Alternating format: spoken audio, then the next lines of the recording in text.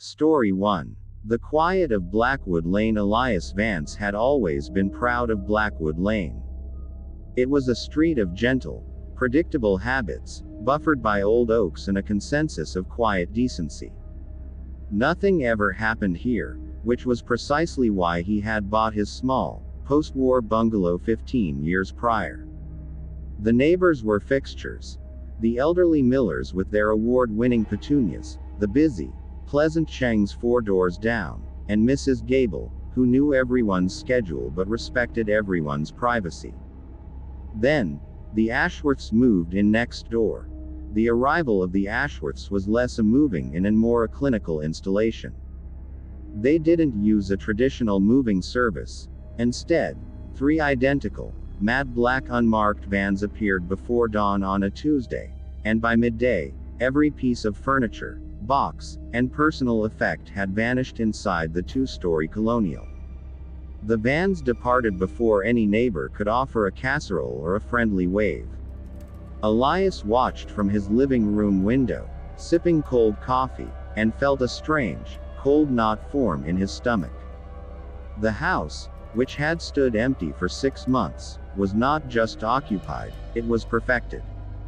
The most immediate change was the lawn. The previous owner, old Mr. Harrison, had let his patch of Bermuda grass run wild with dandelions and cheerful weeds. Within 48 hours of the Ashworths' arrival, the lawn was gone, replaced by an expanse of grass so uniformly green, so perfectly manicured, that it looked less like organic matter and more like emerald-dyed astroturf. It was flawless, utterly without natural imperfection, and it never seemed to grow.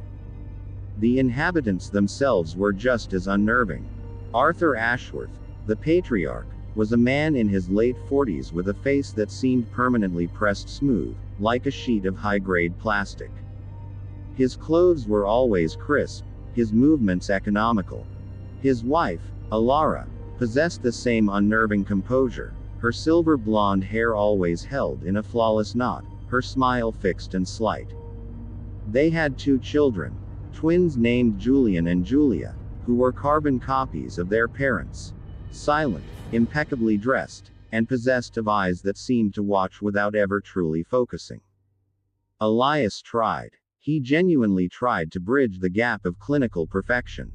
The Saturday after they moved in, he walked over with a basket of fresh baked cookies, a suburban olive branch. Arthur Ashworth met him at the pristine white front door, which had no knocker, only a recessed silver plate. "Elias Vance, your neighbor," Elias said, extending the basket. "Welcome to Blackwood Lane. Thought you might like these. I make a decent oatmeal raisin." Arthur didn't take the basket. He didn't even glance at it. His eyes, the color of sterile ice, met Elias's. "That is very considerate of you, Mr. Vance," Arthur said, his voice a low, even baritone, like a machine giving a pleasant instruction. However, the Ashworth family maintains a strictly controlled dietary regimen. We cannot accept unsolicited food items. We thank you for the gesture. He did not open the door further. He did not invite Elias in. He simply stood, a wall of starched perfection, until Elias, feeling the heat creep up his neck, mumbled an apology and retreated.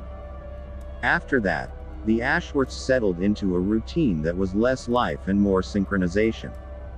At 7:30 a.m. exactly, Arthur and Alara would back identical silver sedans, spotless, of course, out of their attached, windowless garage. At 4:55 p.m., they would pull in, shutting the door with a soft, hydraulic hiss that sealed the family away. The children were never seen playing outside. They only appeared to walk from the cars to the front door, always moving in perfect, side-by-side stride. The perfection was beginning to feel hostile. It implied a judgment on Elias's own life. His slightly overgrown ivy, the chipped paint on his mailbox, the pleasant, chaotic mess of living that defined his property. The sound started 3 weeks after their arrival. It wasn't loud. It wasn't the kind of sound that warranted a noise complaint or even a concerned call. It was subtle, masked by the gentle chorus of summer cicadas and the distant hum of traffic on the highway. It was a thump-hiss. A low, heavy, organic-sounding thump, followed by a sudden, sharp, almost industrial hiss. It was highly rhythmic, a steady 1-2 beat that seemed to emanate from the ground itself, beneath the Ashworth house. Elias first noticed it one Tuesday night. He was in his kitchen, cleaning up after dinner, when the floorboards seemed to vibrate slightly. He paused, chalking it up to a distant truck, but the vibration coalesced into the sound. Thump, hiss, pause. 4 seconds. Thump, hiss. ... Pause. 4 seconds. It was coming from the Ashworth garage. The Ashworth garage was a solid block of concrete and sheet metal, absolutely impenetrable. Elias knew most suburban garages had windows, maybe a utility access door. The Ashworths had neither. It was a blank, seamless face, as perfect as their lawn. He stood at his fence line that night, peering over the 6-foot wooden barrier he'd built years ago. The Ashworth house was dark, utterly still, yet the thump-hiss persisted, a sub-aural pulse that seemed to beat in time with his own quickening heart. He tried to rationalize it. It was a heavy-duty air compressor. It was a complicated HVAC unit. It was perhaps a new, extremely powerful pool pump, though he'd never seen them use the small, covered pool in their backyard. But the sound didn't sound like machinery. It sounded, horribly, like something falling, being compressed, and then venting steam or stale air. It sounded like something processing. The next day, Elias saw the delivery. Arthur Ashworth's sedan was gone, but Alara was standing on the driveway, directing a non-uniformed man who was wrestling a long, heavy tarp-wrapped bundle out of a rental truck. It wasn't a package. It was roughly the size and shape of a human being. Alara had her back to Elias, but even from the angle of her shoulders, he could sense her absolute concentration. She pointed toward the garage door, which was briefly, almost impossibly briefly, open. In the fraction of a second the door was ajar. Elias caught a glimpse of the interior. It wasn't a standard suburban garage filled with tools and lawnmowers. The floor was sealed concrete, wet, and there was a heavy-duty rubber curtain hanging where the utility wall should be. But what caught his attention, what chilled him to the core, was the smell. It wasn't the smell of gasoline or oil. It was a sharp, overwhelming scent, instantly familiar and instantly wrong. The metallic, sterile tang of industrial-strength bleach mixed with the musky, coppery stink of old blood. The tarp-wrapped load was quickly rolled inside, the hydraulic hiss of the garage door sealing it away. Alara turned, her eyes scanning the street. She didn't look directly at Elias, but she looked over him, a slow, thorough sweep that felt like a predator's assessment. She then walked to the front door with her usual flawless stride. Elias backed slowly away from the window, the image of that brief glimpse, the wet concrete, the rubber curtain, the lingering scent, seared into his mind. He looked down at his hand, which was shaking. The thump-hiss started again exactly at 9 p.m. Tonight, it was louder, more urgent. It sounded like the Ashworths were feeding their quiet, monstrous routine. Elias Vance suddenly understood.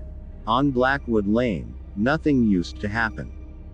Now, something was happening right next door, and whatever it was, it required a regular schedule, immense secrecy, and an unsettling degree of maintenance. The perfection was the containment field. The routine was the cage. And the sound, that awful, rhythmic, organic thump-hiss, was the price of their perfect quiet. Elias knew he should call the police, but how did he explain that his new neighbor was simply too clean? He pressed his ear against the shared wall, his breath catching in his throat. Thump, hiss. He listened until the sound finally stopped at 1:17 a.m. Story 2. The soft conspiracy. The metallic, coppery smell of the Ashworths' garage lingered in Elias's imagination long after the hydraulic door had sealed. It felt like a stain on the otherwise pristine air of Blackwood Lane. The rhythmic thump-hiss had stopped hours ago, but the silence it left behind was heavy, not peaceful. Elias spent the next morning feeling like an alien in his own home. Every shadow was a shape, every creak in the floorboards was a footstep from next door. He tried to ground himself in routine, trimming the hedge along the shared property line, a hedge he had previously neglected, but now felt compelled to maintain as a final, pathetic barrier. It was while he was trimming that he saw Mrs. Gable, the street's self-appointed chronicler, tending her rose bushes across the street. She was usually a font of local gossip, the kind of woman who knew if your marriage was rocky before your spouse did.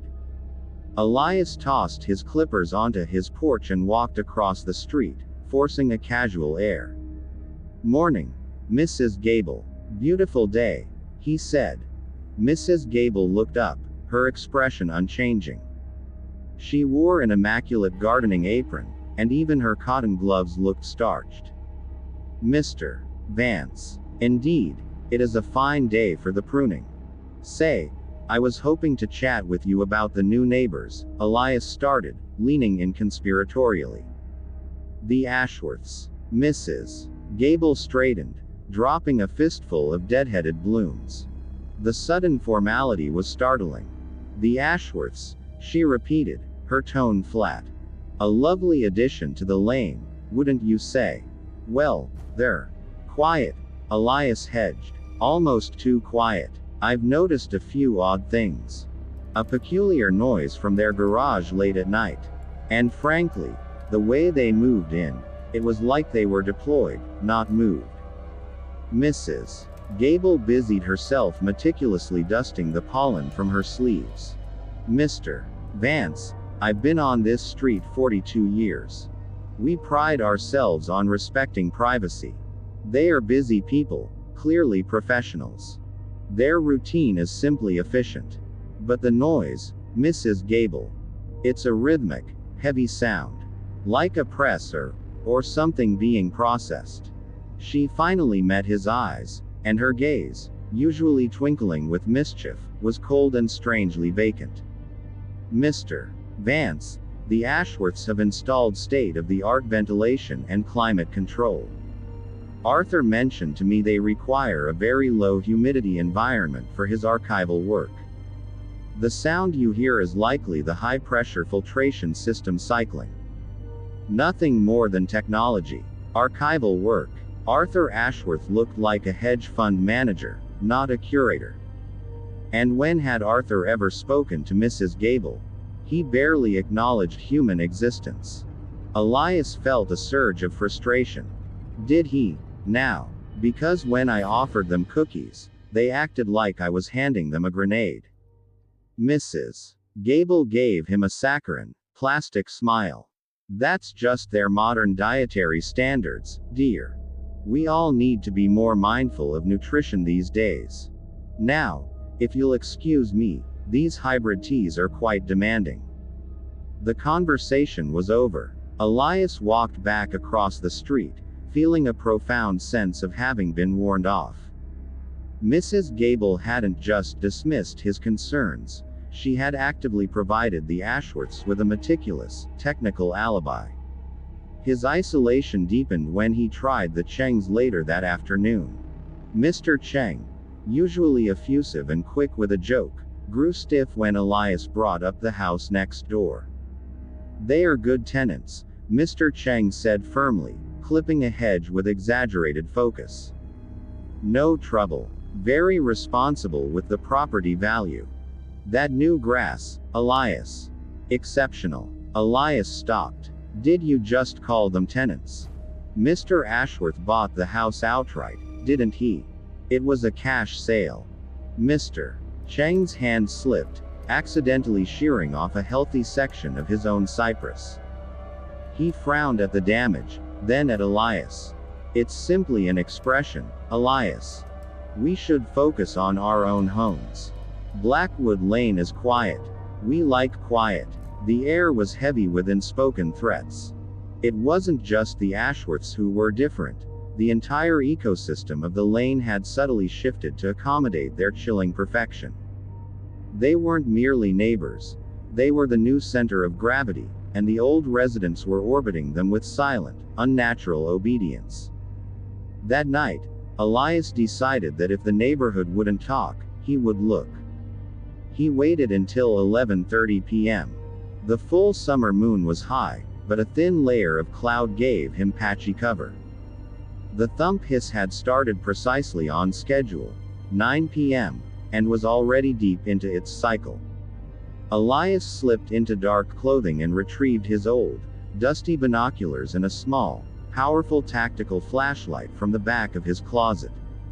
He felt absurd, like a low-budget spy in a suburban thriller, but the metallic odor and Mrs. Gable's vacant stare fueled his resolve. He climbed over his fence and dropped silently onto the Ashworths' perfect lawn. The grass was short and dense, feeling unnaturally springy beneath his sneakers. The air, even 10 feet from the fence, was noticeably colder. He moved slowly, hugging the shadow cast by the colonial, making his way toward the garage door. The thump-hiss was deafeningly loud here, shaking the ground. Thump-hiss. It felt less like a machine and more like a colossal, synchronized gasp. He reached the heavy concrete wall of the garage. It was cold to the touch. He ran his hand along the seam where the wall met the driveway and found what he was looking for. A small, dark ventilation grate, set low, just above the foundation, the only break in the perfection. He knelt, his ear inches from the vibrating metal. The sound was overwhelming. The thump was heavy, a wet, yielding impact. The hiss was sharp, like air escaping a pressurized vessel. He turned his tactical flashlight on its lowest setting, a narrow beam of sterile light, and directed it into the grate. The light pierced the blackness for a few seconds before hitting resistance. The grate was covered on the inside, but not by a filter or a screen. It was covered by something thick, slick, and faintly pinkish gray. It looked like dense, fibrous flesh, or perhaps tightly packed industrial foam, stained with something organic. Elias held his breath, fighting the bile rising in his throat. He saw a tiny gap where the material hadn't quite sealed against the metal frame. He brought his eye closer, pressing his cheek against the cold concrete. Through the gap, he saw movement. It wasn't machinery. It was fluid, slow, and horribly purposeful. In the faint, bluish light emanating from a source deep inside the garage, he saw a shape. It was elongated and segmented, moving with the slow, terrifying certainty of a giant earthworm. It was coated in the same slick, pinkish-gray substance blocking the vent. Then, the thump came. The wall beneath his ear shuddered. The shape he was watching compressed violently, flattening into a thick disc, and a terrible, gurgling sigh emanated from the interior. The hiss followed instantly, a rush of fetid, humid air blasting out of the gap in the grate, hitting Elias's face. It carried the overwhelming scent of bleach, copper, and something else, something cloyingly sweet and decayed, like rotting fruit covered in expensive cologne. Elias recoiled, scrambling backward on the perfect lawn. He wiped his mouth, his mind screaming in denial. The thing he saw was too big, too wet, too wrong to be stored in a suburban garage. He froze as he heard a noise from the house above. Not from the garage, but from an upstairs window. He looked up. The window to the Ashworth children's bedroom was dark, but a thin sliver of light appeared at the bottom as the curtains were drawn back just an inch. Standing there, framed by the moonlight and the gap in the curtains, were Julian and Julia Ashworth. They stood perfectly still, side by side, their faces expressionless, watching him. They weren't surprised. They weren't curious. They were observers. They were silent witnesses to his transgression. Elias dropped his flashlight and scrambled back toward his own yard. The rhythmic thump-hiss continued its sickening pulse, the sound now mocking his terror. He didn't look back until he was safely over his own fence, heart hammering against his ribs. The Ashworth house was utterly dark again. He looked down at his hands, which still reeked of that humid, cloying air. He hadn't just discovered a secret, he had been seen discovering it. He was no longer a curious neighbor. He was an anomaly that needed to be managed. He knew, with cold certainty, that the silence on Blackwood Lane was not an absence of sound, but the careful, ongoing sound of everything that should not be happening. And he was now part of the noise. Thank you so much for watching this video. Make sure to subscribe, like, comment and turn on notifications if you enjoyed the video so you never miss an upload.